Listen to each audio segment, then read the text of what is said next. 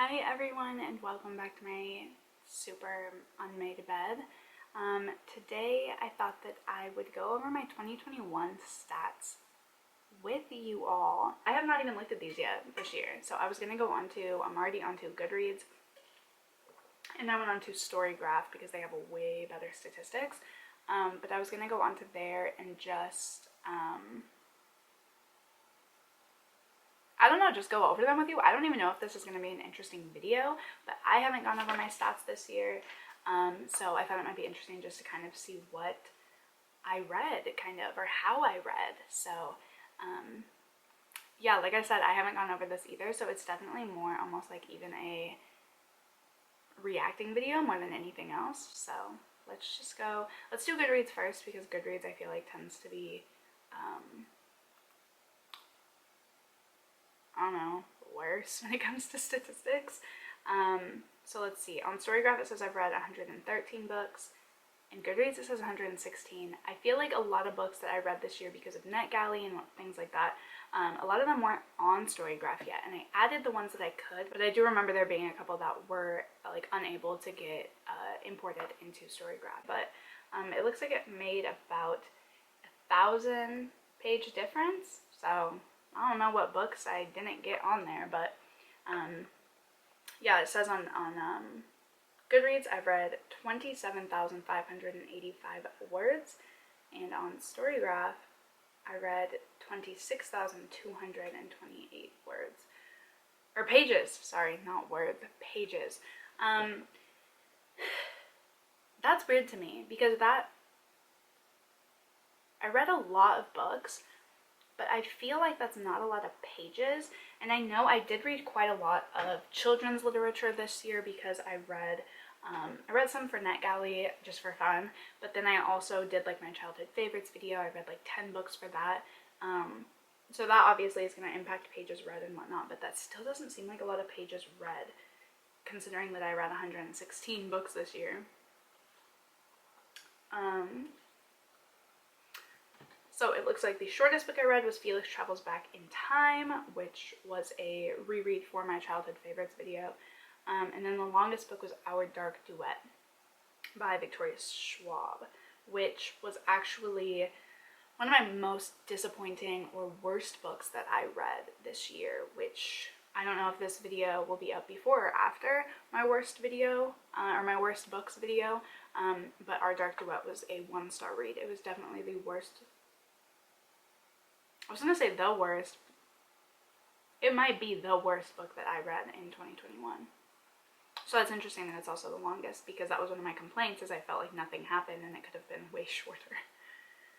Oh, here we go. So average book length is 237 books. Yeah, that's not that much. But I feel like the graphic novel, mangas, and children's books that I read this year really brought that down. Page number isn't something I care about. I know you can set a goal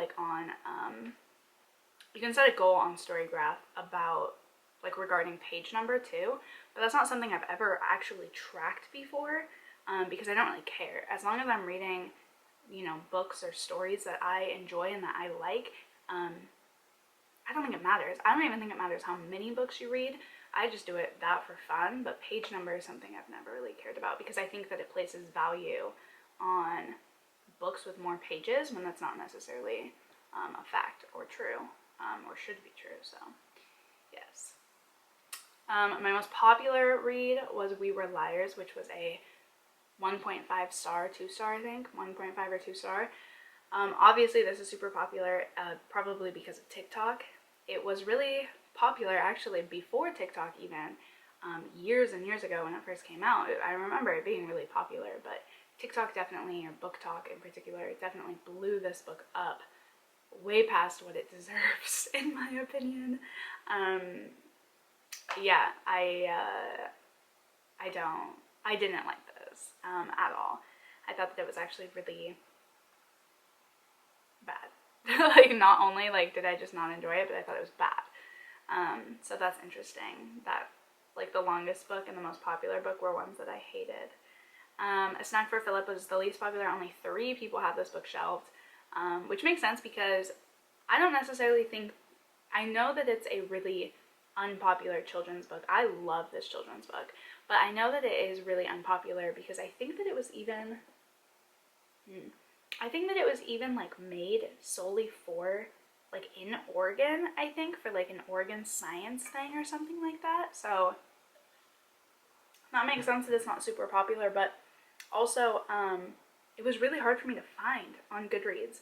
As you can see, like the picture on here is not even like a legit picture. It's like somebody actually took a picture of the book and then uploaded it. It's not like a, you know, whatever that's called, I don't know. But yeah, so that makes sense, I guess. But it was really hard to find, and I think it's a very specific read, so that makes sense. This is where we get bad. My average rating for 2021 was 3 stars. Let's go back and see what it was last year, because I feel like that's really, really bad. 2020. Oh, I read even shorter books in 2020. My average rating was a 3.4. That's way better, honestly, if you think about it. Read longer books here, 3.4. You can see the books read goes down so much, though. Or that I was barely reading. Oh my god, and like barely any pages in 2018. 3.5. Like, this is just crazy. I don't think, did I read before that? 7 books. 3.1. 25 books. 3.6. And then nothing. That is interesting. Very interesting.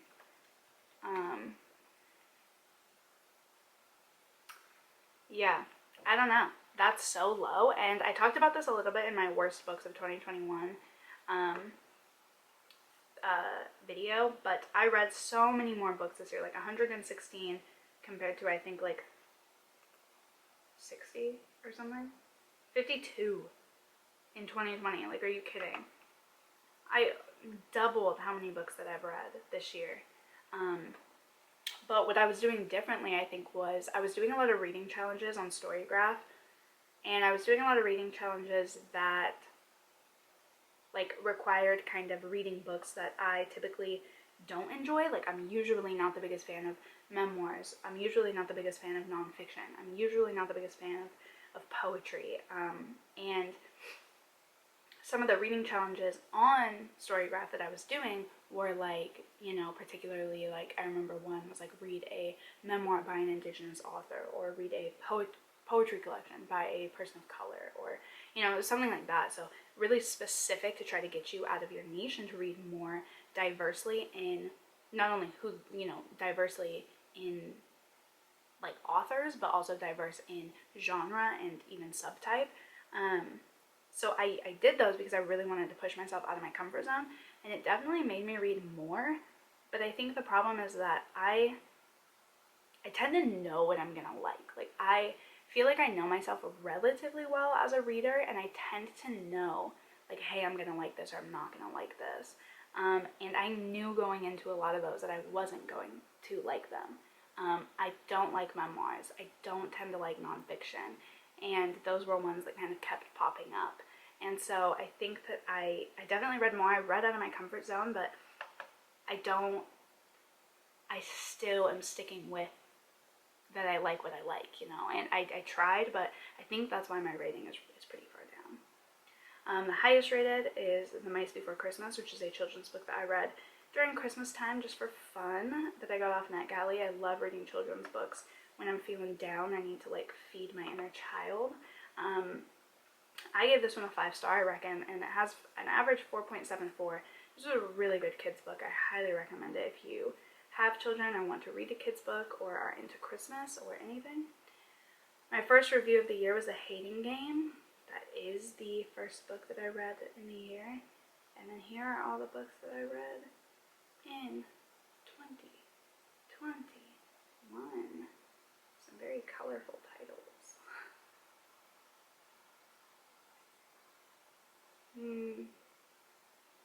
And then my last review was a huge disappointment, which was Under the Whispering Door by TJ Klune.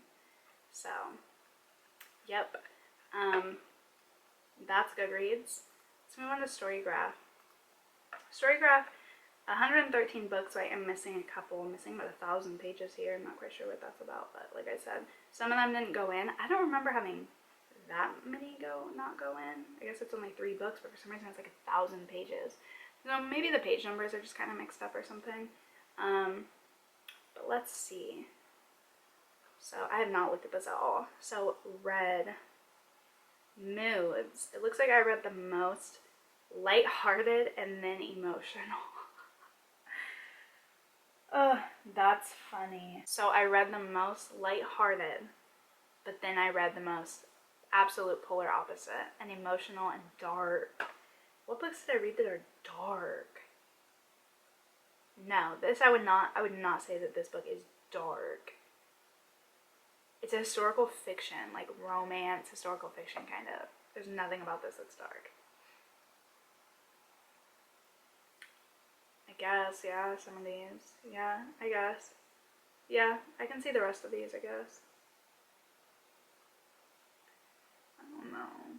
When I think dark, I think like, I don't know, just, yeah, I don't know. I guess that makes sense. Emotional. What did I read the least of? Inspiring. That makes sense because I feel like when I think of inspiring, I think of like nonfiction and memoirs and whatnot, and I'm not a huge fan. Sad. What did I read that was sad? Oh, whoops. Oh, I didn't know you could do that. What's the point of that? Jamelia. You reached Sam. You died. Yeah, that's true. This is so interesting that I read the most lighthearted and then emotional and dark. But if you combine emotional and dark, well, I guess books can be tagged as more than one thing, so never mind.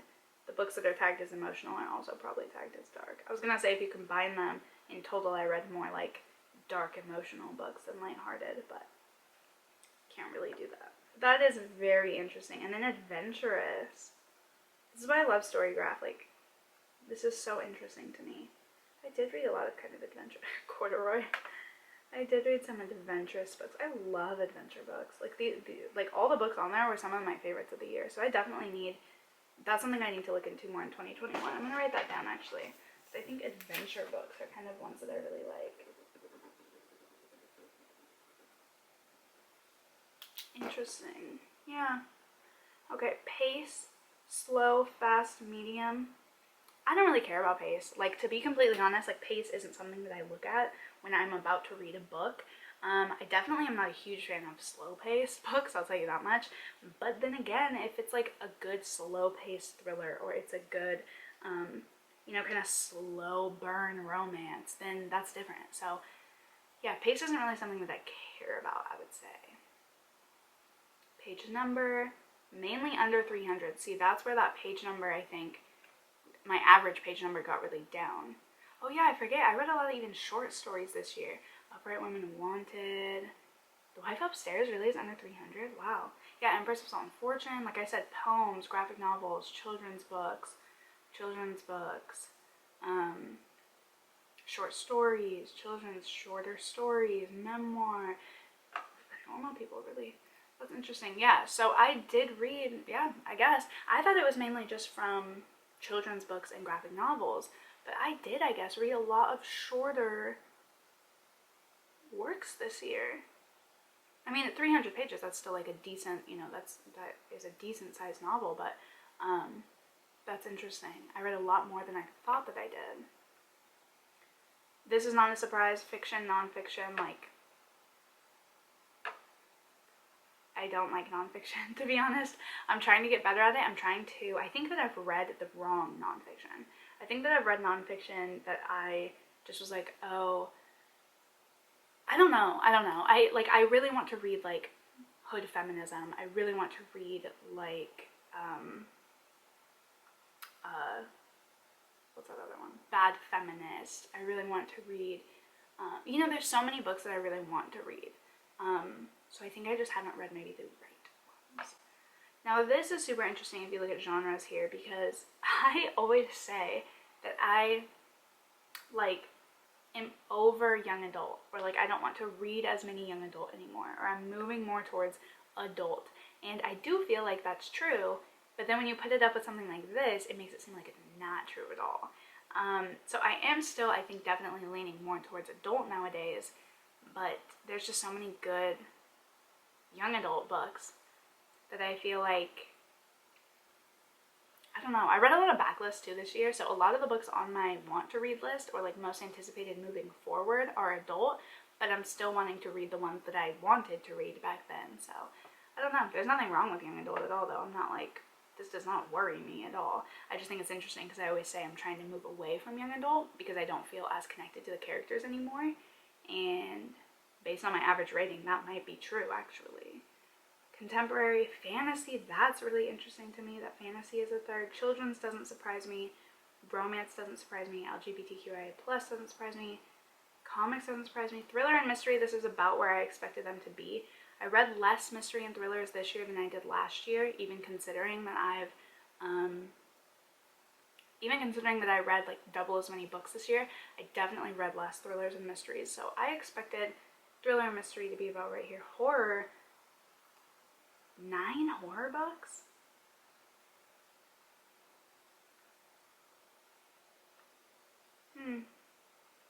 I guess, yeah. Oh, probably because I did that like spooky graphic novel thing, so that would be why for that.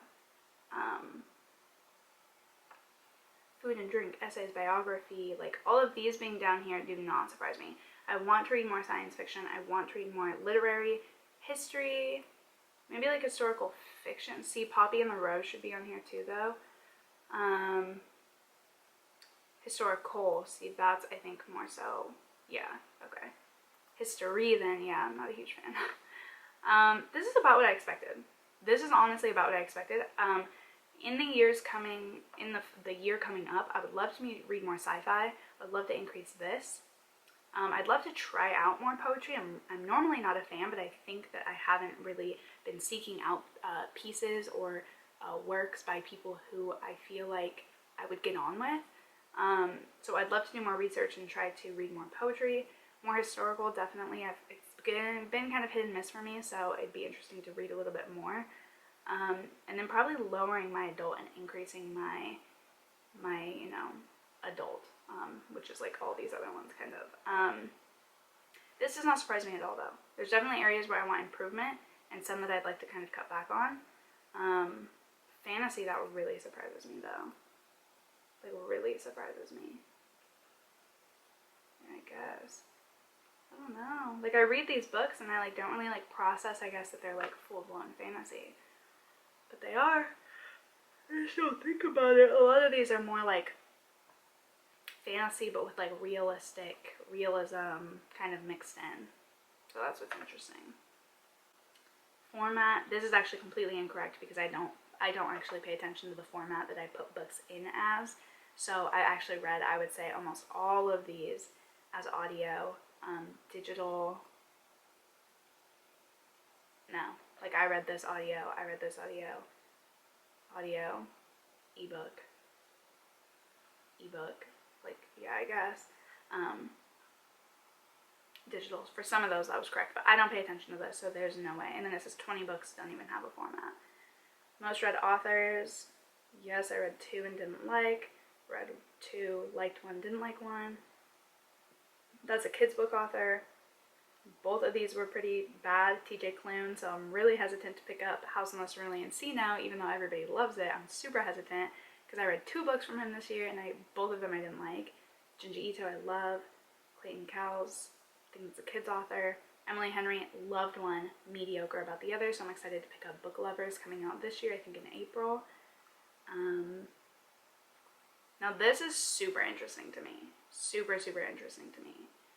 Because I know that I read the most books in October. I read 19 books in October, but most of them were actually graphic novels.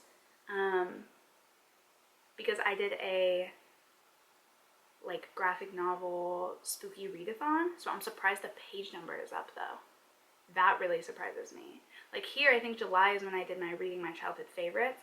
So I read 13 books, but my page number is really far down because I read, I think 10 of those even, maybe like 8 or something, were childhood favorites, but each one was like 20 pages. So it really like lowered my rating.